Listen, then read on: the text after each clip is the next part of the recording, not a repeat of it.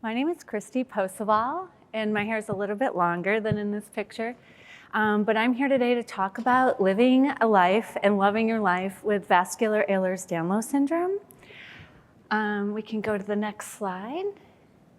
That was me on my 40th birthday with my husband having dinner. Do I go to the next slide myself? Anyone know? Yes. Okay. Yeah, okay. There's my parents before I was born, Bob and Lynn Posival. I inherited vascular Ehlers-Danlos syndrome from my father, Bob Posival. He died at age 31 from a colon perforation, and he was undiagnosed.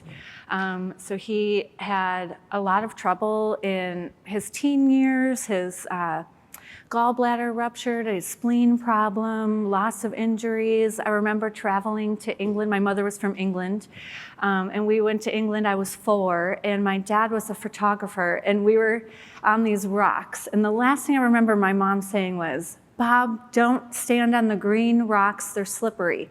And he slipped right off the green rock and gashed his leg. I mean, he had a lot of signs that he had vascular EDS, but in the 1970s, they didn't put it together. But after he passed in '79, I was diagnosed. So I've known my entire life that I have vEDS. And here's a few pictures of me diagnosed with vEDS, 4th grade and with Santa. Childhood with vEDS, knowing you have vEDS before the internet was interesting. Like I said, my father had passed, and my mom did not really do well after he passed. So I was kind of on my own a lot. My mom stayed in bed, and I just had to deal with vEDS on my own. I became an expert at bandaging my wounds and figuring out my own limitations. But finally, I make it to college, where I had a lot of fun. College is a good time. I highly recommend it. And I graduated in 4 years, amazingly. I didn't always go to class, so it was kind of a good thing that I graduated.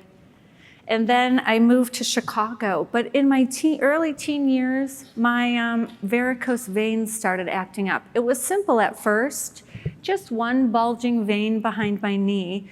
And now this picture is more recent, in the last few years. But one vein was bulging. There wasn't a lot we could do, but now I have a lot of bulging veins, and I at all times have to wear these compression stockings, which can be annoying when it's 100 degrees and 80% humidity, but then I just stay inside and it works out fine. And I also, even though I have vascular EDS, a lot of us with vEDS have some hypermobility. As you can see in my knees, my elbows, my fingers are all hypermobile. But my biggest problem is the vascular issues. Here's me. So I moved to Chicago after I graduated from college, which was an idealistic move for me. I thought I would move to New York. I first went to New York when I was 10 years old and thought this is the place for me. But I ended up moving to Chicago. It was much easier. I grew up in Green Bay, Wisconsin, so Chicago was very close. And here I am at my very first solo art show. I studied art in college and graphic design.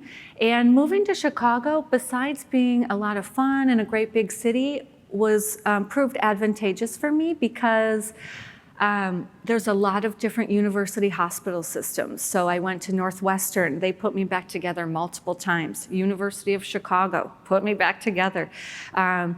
Rush, also a great hospital system in Chicago. And then I was a 5-hour drive from Mayo Clinic. So I would go up there once a year too for a routine, for my scans and just to talk to, going to a place like Mayo Clinic or Cleveland Clinic, the culture is much different. So like at Mayo, I would arrive and let's say I'm talking to an orthopedic doctor, they will call the GI doctor and just be on the phone and we're talking, and then they'll send me down to GI, and you're not waiting 8 months. They can get you in to see multiple doctors in a week. So I would spend 5 days a year at Mayo just getting checked up.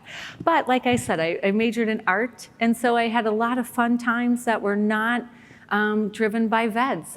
You have a whole life outside of having whatever condition you're diagnosed with, right? So I studied art, and being an artist did not provide a lot of health care. So I immediately got a job out of college in graphic design. So I would always find jobs that would offer health benefits, and then be pursuing art on the side.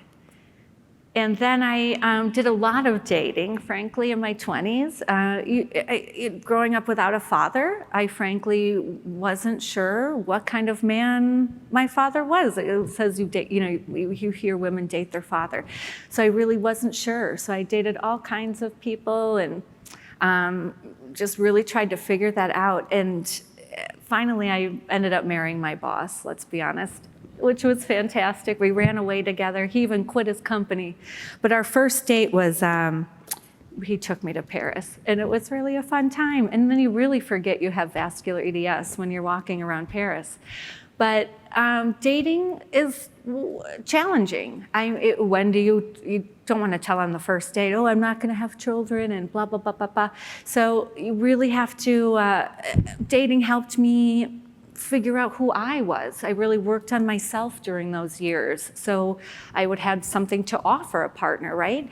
And working on myself in my early 20s was challenging. I had school loans I was paying back. I wasn't making a lot of money yet, and I was living in a major metropolis, so it was expensive. But that's also good to date, because then other people can pay for your meals. Just kidding. But so dating, another thing that happened in my 20s is I worked at this company that man with the gray hair owned. And we had a retreat, a corporate retreat, where we had a group of psychiatrists.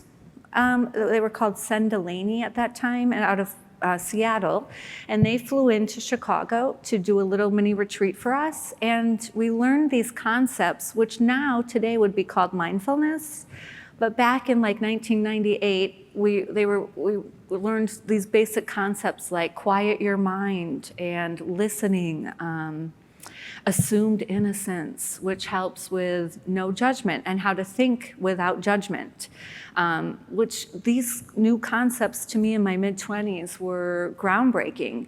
It was the first time I was told I didn't have to have thoughts in my head. I did not have to think, which translated for me to mean I didn't have to think about vEDS every day.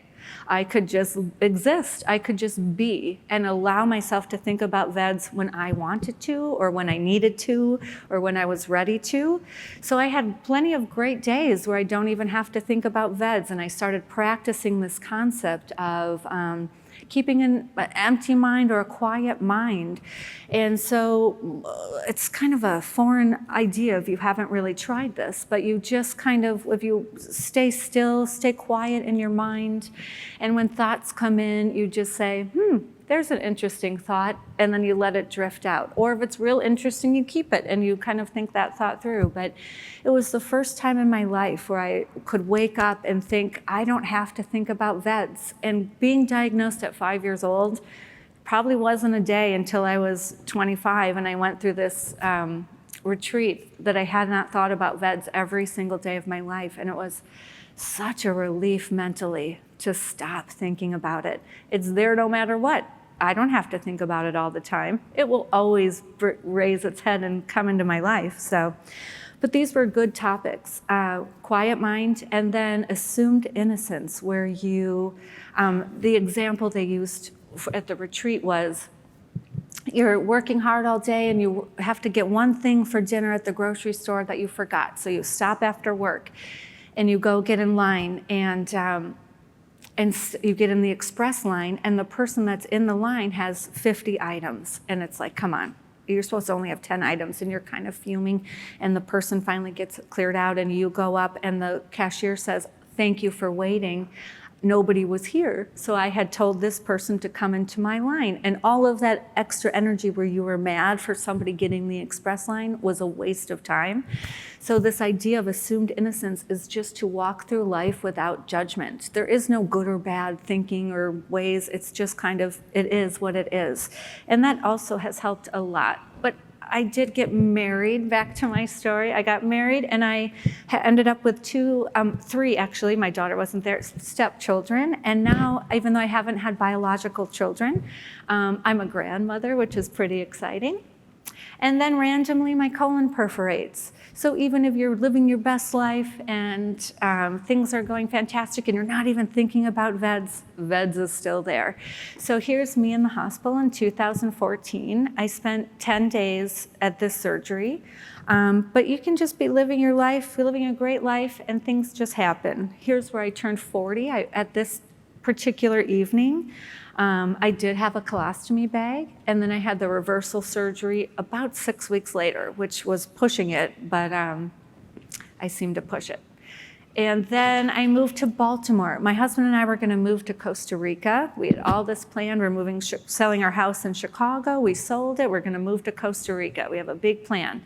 And then the night before we were taking a trip down to look for an apartment or a house to rent, my colon perforated. So we changed plans and decided to move to Baltimore, where we've been for 10 years. And one of the great things about Baltimore is Johns Hopkins. And I started meeting more and more people with vEDS because they come through Baltimore. And then that led me to meeting more and more people that didn't come to Baltimore, but that have vEDS.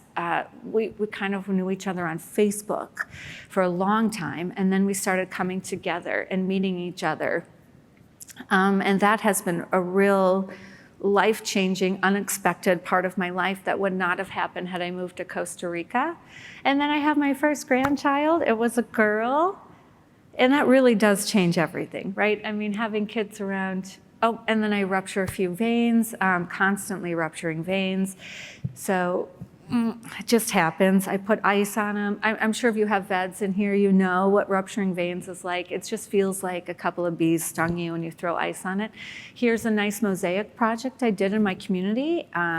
It was a grant money. We applied for a grant and got some money, and we had lots of kids. There were 5 faces we did.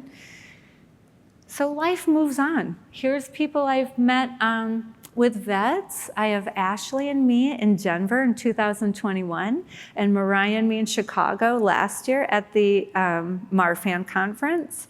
And you can see in that picture of me in Denver, it looks like I'm kind of hunched over a little bit. And at 19, I was in a pretty bad car accident. I've been in multiple, actually, and I had permanent whiplash damage, and I was walking around like this, and I knew it, but I didn't know how to lower my shoulders. I mean, they were kind of stuck like this. So I've spent the last couple of years working, getting injections in my neck, and it's a numbing medication. So I'm just getting, I won't keep that one up too long. So we're just putting numbing medication right into the muscles here to try to get them to relax, combined with PT and methocarbamol, which is an easy muscle relaxer. It's a muscle relaxer, not as strong as like a Valium, but I've definitely been working on it, and I feel like my shoulders are way down. So even though sometimes we have chronic conditions, there are some small things we can do. I'm doing PT, I'm doing some strength training, as discussed in the last segment, to keep the shoulders down, work on these muscles and keep them down. I also have a really bad leg that I ruptured in college spontaneously, and I do PT for that as well, which is, I just turned 50, so I'm doing maybe 25 years of physical therapy, but physical therapy works, and it's fantastic. If you are in physical therapy and not getting a lot out of it, it's kind of like any therapy. Get a new therapist, try a new therapist. Here's me in Chicago last year with Katie Wright and Meg Bolin. And one thing that happened when all of us with vEDS started getting together in person, instead of just knowing each other on Facebook, was we all kind of look alike. We're tiny, we're slender, we have these great big smiles and these big eyes. And so it was so important for us to meet and really get together and be together. The importance of that, I really cannot overstate. And here, then I fell over walking. I am a clumsy person. It seems a little cruel to make people with vEDS or maybe all EDS clumsy, because then we fall over and hurt ourselves. But as you can see, I'm a master wound care person. So like I'm able to wrap my hand, I have an extensive first aid kit. I have everything you need. I don't even usually get stitches. I just do it myself at home. And then I started, besides meeting each other, I then took it an extra step and started volunteering in the community. And this is a fun camp for people with Marfan's, Loeys Dietz, and vascular EDS for children. And all of the camp counselors that year had vEDS, all three of us, and then I always call him Dr. David. I can't think of his last name. Thank you. Yes, Dr. Peter Myers. So he is a fantastic doctor on the West Coast. And volunteering takes your disease to another level. It's not just commiserating or having fun together. It's using your knowledge and your experience with this condition to help a younger generation. And that mindset is brilliant. I mean, that really brings a joy and a purpose to your life that I highly recommend. I volunteer in Baltimore teaching kids how to read, and just that simple act changes my life. I mean, not knowing how to read might actually be worse than having vascular EDS. Then a few years ago, I got an e-bike. I live in Baltimore, as I said, and it's very hilly. So riding a bike is a little strenuous. So I got an e-bike, and my vascular surgeon was dismayed. He said, "Oh, no, do not ride that e-bike. I see the emergency, people get hit by cars. I'm the one that gets called in to do the surgery. Like, don't do it." And I said, well, how bad could it be? So I fell off my bike a few weeks ago, and there's going to be some pornographic pictures. Hold on. Here we go. Here's me naked. But truly, it's me with a bunch of bruises. And all that happened was I fell off my bike, and my steering wheel kind of shifted and caught me, and that's where all those bruises came from, the handlebars. But I'm fine. It's just some heavy bruising, and I turned out fine, and I have gotten back on my bike. But this is probably why he said don't ride it, because I barely was moving. We had just gotten on the bikes, and I fell right off. But again, life happens, vEDS happens and continues to happen, but in the context of my whole life, it's only a few slides. So here I am. Another thing I've started to do is go to Washington, D.C. and advocate for myself, but mostly for vEDS. I would love socialized medicine, I think it's known as, or a national healthcare system here, and it's something I've been passionate about since I was in high school, and I remember Hillary Clinton bringing it up and talking about it, and she was my idol in high school. But we still don't have a national healthcare. We have insurance reform, I guess, was the latest thing with Obamacare, but just the insurance reform helped me a lot, since healthcare is tied to 40 hours a week working, and that's not always plausible for us. Obamacare has really helped me be able to buy health care, at least on the open market. And on the left, I'm there with one of our superstars, Faith Frazier, who's in college now and finding her own way in the world with vEDS. And I got a proclamation, which some people, I think, for all EDS types have done. I've seen other pictures, but vEDS Action Month was proclaimed by Baltimore last year. And then there's me at one of the senator's offices. We put all those Post-it notes were there, but we added Post-it notes about vascular EDS just in case somebody reads it. Oh, and then all of a sudden I had to have, I think my uterus was taken out in the left one. I had adenomyosis, which is like endometriosis, which is a very painful condition, monthly, connected to my cycle. And on the right, I was just in the emergency room at Hopkins on a Friday night. I was so nervous. I got there, it was packed. I thought I'd be there a long time, and I had flank pain that was very serious. And it turns out I had my very first kidney stone. And me and a bunch of doctors were high-fiving, because kidney stone is so much better than what we were imagining it could have been. And it was great. I seem to have passed it right there at the emergency room. And I also have taken up gardening This was the house, little condo we bought in 2019. That's how it looked. And then that's how my garden is today on the right-hand side. And gardening and mosaic and art is all can all wrap back into this mindfulness that I mentioned. Anything that keeps your mind busy, like gardening is fantastic because I can weed, I can water, I can cut off dead flowers, and all these things keep my mind very calm and quiet and activated. I'm not worried about vascular EDS, frankly. Getting that out of your mind is one of the best things. Oh, and there's my dog. And I'll just say, to wrap it up, oh, actually, does anyone have any questions about vEDS at all? Oh, you have Q&A in there built in. Good, good, good. So anyway, I just wanted to say quickly about my dog is I have a German Shepherd. It's my very first dog, and without a husband that was strong enough to walk him, I couldn't have that. Yay. So thanks for my husband. Okay, so now is a question and answer time? Yeah, okay. Does anybody have vEDS? Oh. Oh, okay.